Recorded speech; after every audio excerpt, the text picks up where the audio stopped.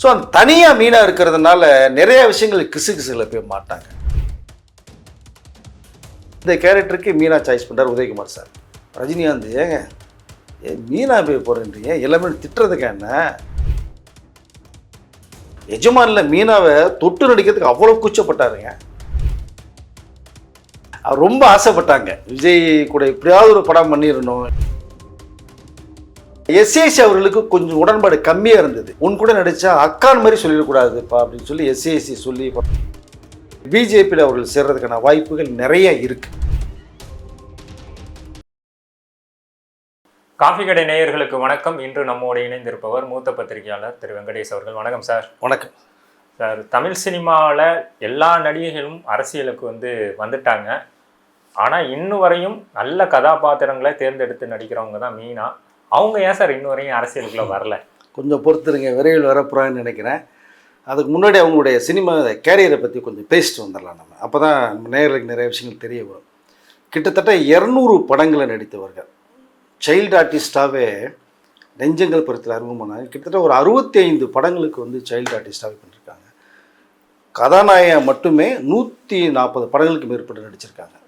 அதில் கிட்டத்தட்ட எல்லாமே ஒரு பாக்ஸ் ஆஃபீஸ் ஹிட். அவர் நடித்த படங்கள் எல்லாமே தமிழ், தெலுங்கு, கன்னடா, மலையாளம், ஹிந்தி 5 லாங்குவேஜில் பண்ண ஆர்டிஸ்ட்.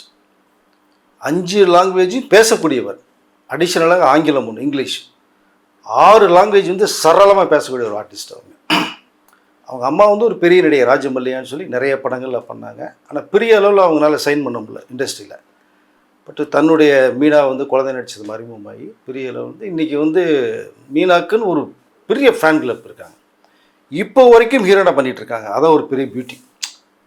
மோகன்லால் கூட திருஷ்யம் 3 இப்போ ரிலீஸ் ஆக போகுது. உங்களுக்கு 1, 2 super hit, box office hit. இப்போ 3 பார்ட் 3 திருஷ்யம் இப்போ ரிலீஸ் ஆக போகுது. உங்களுக்கு இன்னொரு தமிழ் படம் பண்ணிகிட்ருக்காங்க இப்போ ஹீரோயினாக. கிட்டத்தட்ட ஒரு எல்லாருக்கும் பரிச்சயமான ஒரு முகம். பட்டு இவர்கள் எப்படி அறிமுகமானாங்கிற ஒரு சின்ன ஒரு விஷயம் இருக்குல்ல, நான் அதுக்குள்ளே போயிட்டு வரேன்.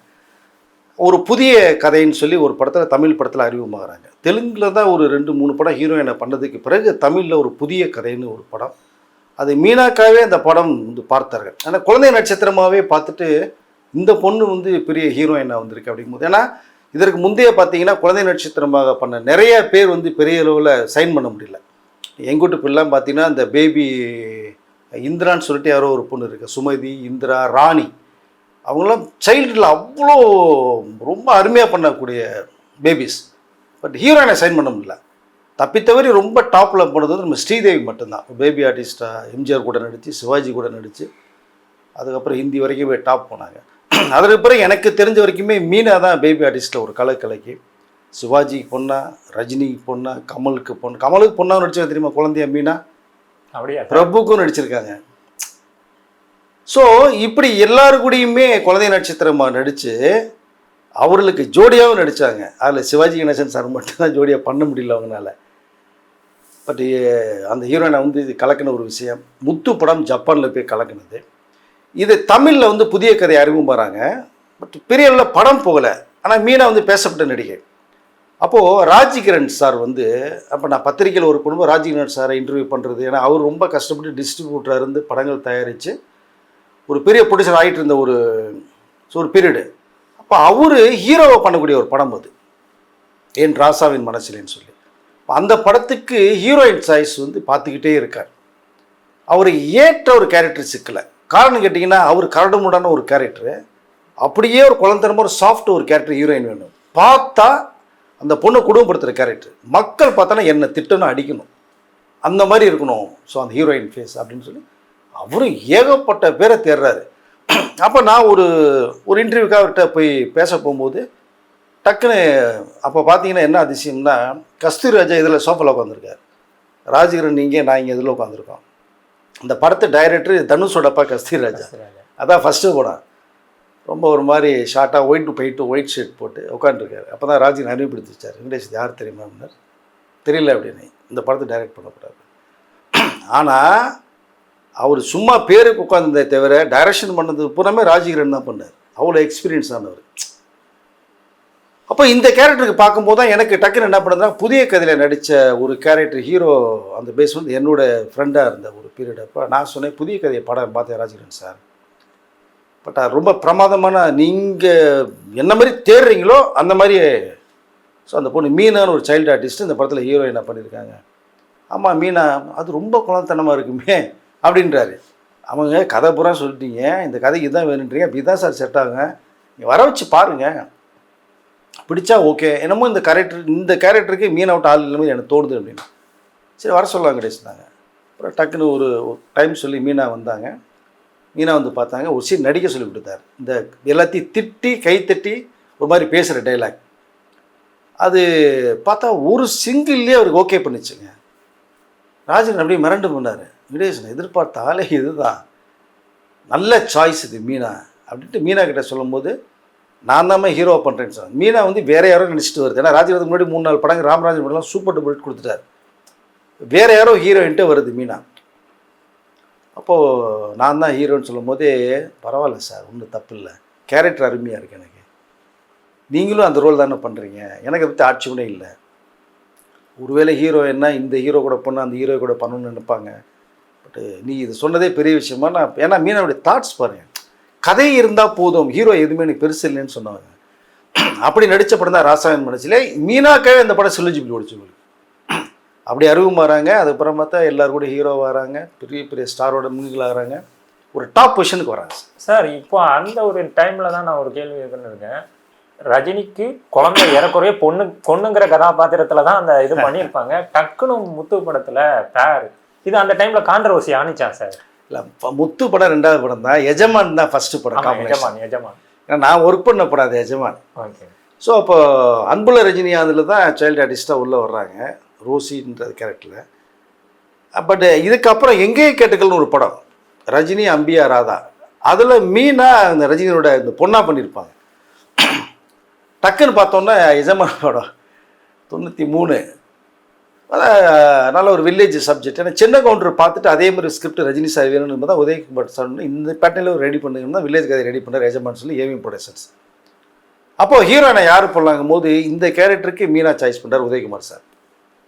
ரஜினிகாந்த், ஏங்க மீனா போய் போகிறேன்றீங்க, எல்லாமே திட்டுறதுக்கா என்ன, என் கூட குழந்தை என்னோட பொண்ணாக நடிச்சிருக்குங்க, எங்கேயே கேட்டகுறல்ல, இதெல்லாம் சரிப்பட்டு வராது உதயன்ட்டார்.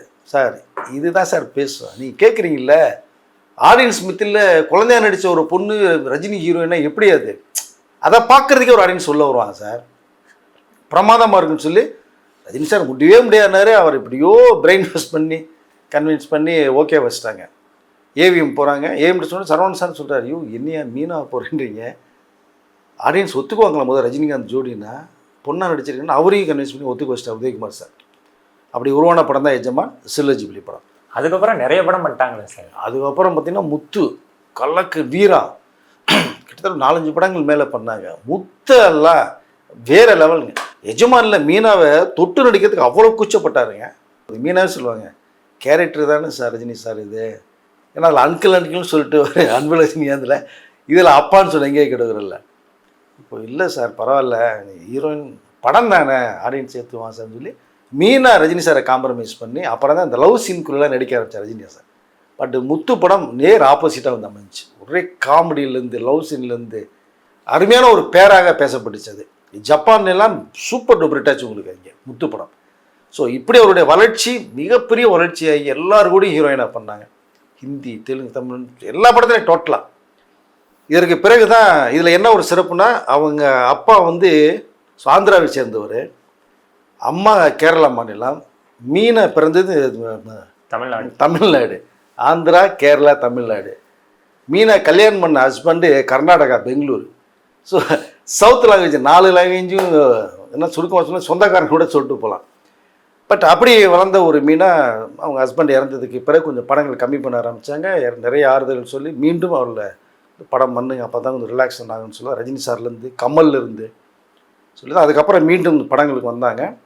இப்போ அரசியலில் இறங்க போகிறதாகவும் ஒரு தகவல் வந்துட்டு இருக்கு சார். ஓகே சார், இப்போ நம்ம அந்த அரசியல் டாபிக்ல போகிறதுக்கு முன்னாடி ஒரு கேள்வி, விஜய் கூட மட்டும் அவங்க பேரா நடிக்கலை, அது ஏன் சார்? அவர் ரொம்ப ஆசைப்பட்டாங்க விஜய் கூட எப்படியாவது ஒரு படம் பண்ணிடணும். ஏன்னா அஜித் கூட பண்ணிட்டாங்க, அர்ஜுன் கூட பண்ணிட்டாங்க, விஜயகாந்த் கூட பண்ணிட்டாங்க. விஜயகாந்த் கூடயும் பார்வையின் மறுபக்கம்னு நினைக்கிறேன் அந்த படத்தில் சைல்டு ஆர்டிஸ்ட்டாக வேறு வருவாங்க. ஸோ எல்லாரோடையும் வந்து அதாவது ஹீரோயினை பண்ணிட்டாங்க. விஜய் கூட நடிக்க ரொம்ப ஆசை அவர்களுக்கு. 2 படம் கமிட் ஆகுது அவர்களுக்கு மீனாவுக்கு. மீனா கூட அதாவது விஜய் கூட நடிக்கிறதுக்கு ஒன்று ஃப்ரெண்ட்ஸு கூட கமிட் ஆகிறது மாதிரி போகுது. அப்புறம் தான் தேவயானி மேடம் உள்ளே வந்தாங்க. ஸோ எல்லாம் தவறுது. 3-4 படங்கள் விஜய் கிட்ட மிஸ் ஆகுது. இதில் எஸ்ஏசி அவர்களுக்கு கொஞ்சம் உடன்பாடு கம்மியாக இருந்தது.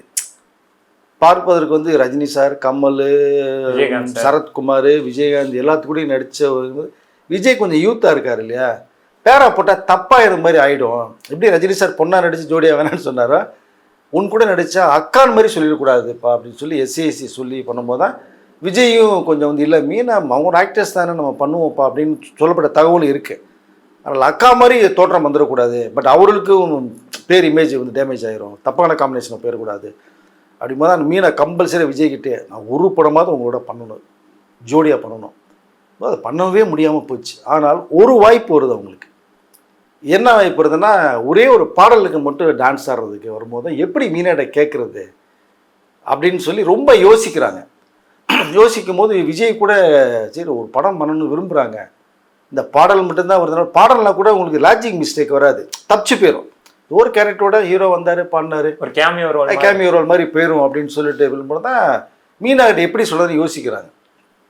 சரி கேட்போம், ஓகேனா பண்ணுவோம். மீனாவுக்கு போய் தகவல் வந்துன்னு அவங்க மீனா வந்து எதிர்பார்க்கவே இல்லை இந்த ஆன்சருக்கு சொல்லுவான்ட்டு.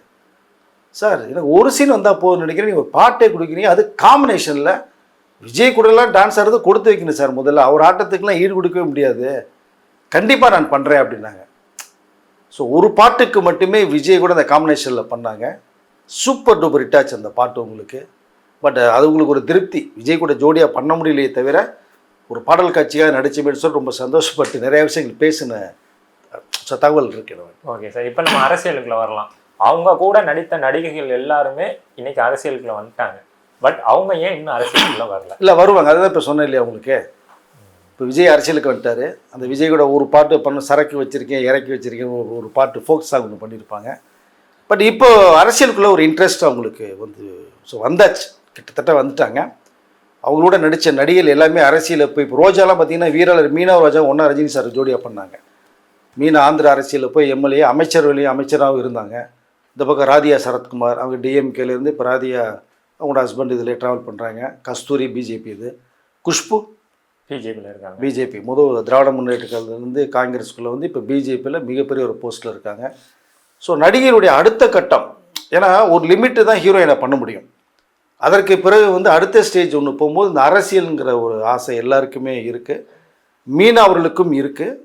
எனக்கு தெரிந்த வரைக்குமே பிஜேபியில் அவர்கள் சேர்றதுக்கான வாய்ப்புகள் நிறைய இருக்குது. கிட்டத்தட்ட பிஜேபியில் சேர்ந்தாங்கன்னா இப்போவும் கெட்டு போகலை, நீங்கள் இன்னொரு 5 வருஷம் வெயிட் பண்ண வேணாம். மீனா பிஜேபியில் சேர்றேன்னு ஒரே ஒரு அறிக்கை மட்டும் கொடுக்கட்டும், உடனடியாக பிஜேபி கட்சியில் சேர்ந்து வரக்கூடிய இன்னும் வந்து உங்களுக்கு யார் கேண்டிடேட்னு அனௌன்ஸ்மெண்ட்டே கொடுக்கல, இன்னும் கூட்டணி தான் உறுதி செய்யப்பட்டிருக்கு என்டிஏல பிஜேபி அண்ணாடிஎம்கே. மீனா சேர்ந்தார்கள் அப்படின்னா பிஜேபியில் இம்மிடியட்டாக ஏதாவது ஒரு தொகுதியில் மீனா நிற்க வைக்கிற வாய்ப்புகள் இருக்குது. கண்டிப்பாக அந்த தொகுதியை அந்த வெற்றியை பற்றி பிஜேபி கையில் கொடுப்பாங்க. பட் எதுக்குள்ளே போவான்னு தெரியாது, அண்ணாடிஎம்கே போகலாம், ஏன்னா என்டிஏ கூட்டணியாக தானே, பிஜேபியும் போகலாம். எனக்கு தெரிந்த வரைக்கும் பிஜேபியில் போகிறதுக்கு தான் நிறைய வாய்ப்புகள் இருக்குது. அவங்களுக்கு போய் ஒரு சீட்டு கொடுக்கப்பட்டால் கண்டிப்பாக ஒரு சீட் கன்ஃபார்ம் மீனா ஜெயிக்கிறதுக்கு வாய்ப்புகள் நிறையா இருக்குது. சார் இவ்வளோ நடுவுலையும் அவங்கள தொடர்ந்து அவங்க மேலே ஒரு கான்ட்ரவர்சி ஒன்று வந்துக்கிட்டு இருக்குன்னா, திடீர்னு ஒரு நியூஸ் வரும், நடிகை மீனா இரண்டாவது திருமணங்கிற மாதிரியான விஷயங்கள். ஒரு இன்டர்வியூவில் அவங்க ஓப்பனாகவே உணர்ச்சிட்டாங்க, இதுக்கப்புறம் நான் திருமணம் பண்ணுறதுக்கு தயாராக இல்லை, என் குழந்தை, என் ஃபேமிலி, என்னோட நடிப்புத்துறை இதை தான் நான் பார்த்துக்கிட்டு இருக்கேன்னு தொடர்ச்சியாக இந்த ஒரு விமர்சனம் அவங்க மேலே வைக்கப்பட்டுக்கிட்டு இருக்கிறதுக்கான காரணம் என்ன சார்? இல்லை, அதுதான் அவங்களுடைய இந்த கணவர் இறந்து போனதுக்கு பிறகு அவங்க வந்து மீண்டு வரதே ரொம்ப சிரமப்பட்டாங்க பாவம். அப்புறம் எல்லா சக நடிகர்கள் ரஜினி சார்லேருந்து கமல் வரைக்குமே பேசி தான் அவங்கள மீண்டும் வாங்க நடிக்க அப்போ தான் மைண்ட் ஃப்ரீயாக வரும் உனக்கு.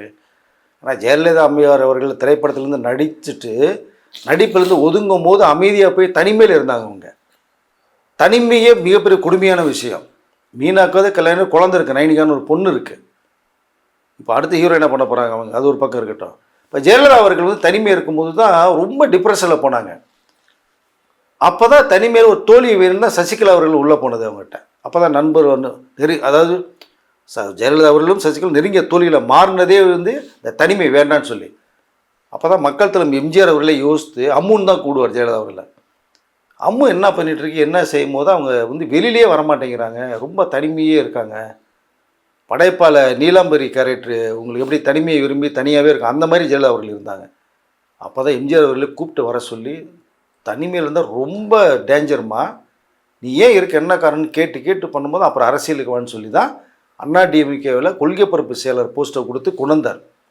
அப்புறம் அவங்களோட வளர்ச்சி தமிழகத்தை இந்தியாவே இரும்பு மணி சாட்டி வச்சான்றது எல்லாருக்குமே தெரியும். இல்லை, இந்த தனிமைங்கிறது ரொம்ப ஒரு ஒரு கொடுமையான விஷயம். இப்போ மீனா அவர்கள் அதுக்குள்ளே போகும்போது தான் எல்லாருமே சொல்லி வந்தாங்க, நடிக்க வந்தாங்க. ஸோ அந்த தனியாக மீனா இருக்கிறதுனால நிறைய விஷயங்கள் கிசுகிசுகளை போய் மாட்டாங்க. அது அது வந்து தேவையில்லாத விஷயம். வேணும்னா கல்யாணம் பண்ணிக்க போகிறாங்க பாவம். வேணும்னா நான் தனிமையாக இருக்கிறேன், எனக்கு பொண்ணு இருக்குது, குடும்பம் இருக்குது, எனக்கு இது போதும் சந்தோஷமா, நான் இருக்கிற வரைக்கும் ஃபிலிம் கேரியரில் நான் நடிச்சுட்டு போயிட்டே இருக்கேன் அப்படின்னு சொல்லக்கூடிய ஒருத்தரை போய் தேவையில்லாமல் அந்த நடிகரோட இந்த நடிகரோட இவங்களோடன்னு சொல்லி அவங்கள பேரே டேமேஜ் பண்ணாங்க கிடையாது. பட் தேவையில்லாமல் ஒரு விஷயத்தை பேசுகிறது தான் மிகப்பெரிய தவறுன்னு நான் நினைக்கிறேன் சார். கல்யாணம் பண்ணுறது பண்ணாது அவங்களுடைய விருப்பம், சொந்த கருத்து. அது பண்ணுனா பண்ண போகிறாங்க, இல்லைன்னா இல்லைன்னு சொல்ல போகிறாங்க. பண்ணுனா என்ன நினைக்க போகிறீங்க நீங்கள் எல்லா பேருமே? ஒன்றும் பண்ண போகிறதில்ல. அப்போ அதுக்குள்ளே ஏன் போய் தேவையில்லாமல் நோண்டி நோண்டி ஒருத்தருடைய மனசை போய் கஷ்டப்படுத்தணும்? மீனாவை கஷ்டப்படுத்த விஷயங்கள் நிறைய இருக்குது. நான் உங்களோட 3-4 படம் ஒன்றா ஒர்க் பண்ணியிருக்கேன், எனக்கு தெரியும் அவர்களை பற்றி. அருமையான ஒரு ஒரு பொண்ணு சார். அவங்க யார்கிட்டையும் வம்புக்கு போக மாட்டாங்க, அவங்க உண்டு, அவங்க வேலை உண்டு, நீட்டாக இருப்பாங்க சார் அவங்க. பட் இப்போ பற்றி தேவையில்லாமல் சில கான்ட்ரவர்சிகளை போய் இழுக்கிறது வந்து மிகப்பெரிய ஒரு தவறு. இப்போ அதெல்லாம் கொஞ்சம் ஓஞ்சிட்டு இப்போ அடுத்த கட்டத்துக்கு போயிட்டாங்க. அவர்களும் அதை கேட்டு கேட்டு கேட்டு மனசு ரொம்ப சலிச்சு போய் என்னடா இப்படி கூட இருக்கிறவங்களே அப்படி பேசுனா என்ன அர்த்தம்? அதான் ரொம்ப வருத்தப்பட்டாங்க அவங்க. இப்போ அது வந்து மீண்டும் வந்துட்டாங்க. இப்போது அந்த கான்ட்ரவர்சி குறைஞ்சிருச்சு, சம்மந்தப்படுத்தி பேசுகிறவங்கெல்லாம் கொஞ்சம் ஓஞ்சிட்டாங்கன்னு நினைக்கிறேன். இப்போ அரசியலை பொறுத்தக்கட வாய்ப்புகள் நிறையா இருக்குது. தொடர்ச்சியாக சினிமாவில் எல்லா சூப்பர் ஸ்டார்ஸ் கூடயும், சவுத் இந்தியாவில் உள்ள எல்லா சூப்பர் ஸ்டார்ஸ் கூடயும் நடித்த ஒரே நடிகை வந்து மீனா தான் நினைக்கிறேன். இப்போ அரசியல்லையும் அவங்க என்ட்ரி ஆகும் பொழுது அதற்கான பிரகாசமான ஒரு லைஃப் ஸ்டைலும் இருக்குது தானே? கண்டிப்பாக இருக்குது சார். அவங்களுக்கு என்ன சார் குறை? ஏஜ் இருக்குது, 48 வயசு தான் ஆகுது, உங்களுக்கு ஏஜ் இருக்குது. மிகப்பெரிய ஒரு நேஷனல் பார்ட்டியில் போய் அவங்க சேர்ந்து பண்ணாங்கன்னா அவங்களுடைய எதிர்காலம் பிரகாசமாக தான் இருக்கும். கண்டிப்பாக அடுத்த கட்டத்துக்கு போகிறது வாய்ப்புகள் நிறையா இருக்கும். நீங்கள் வாழ்க்கை ஒரு முறை தானேங்க, அடுத்தடுத்த கட்டத்துக்கு இப்போ ஒரு லிமிட் பார்த்தாச்சு, அடுத்த ஒரு ஸ்டேஜ் என்ன அப்படிங்கிற பார்க்குறது தானே போவாங்க. விஜய் அப்படி தானே அடுத்த ஸ்டேஜுக்கு போய் பார்க்கணும்னு சொல்லி கட்சி ஆரம்பிச்சு இப்போ போயிட்டுருக்காரு. இப்போனால மீனா அவர்களுடைய அரசியல் வாழ்க்கையும் சிறப்பாக தான் இருக்கும், அதில் ஒன்றும் மாற்றுக்கிறது கிடையாது.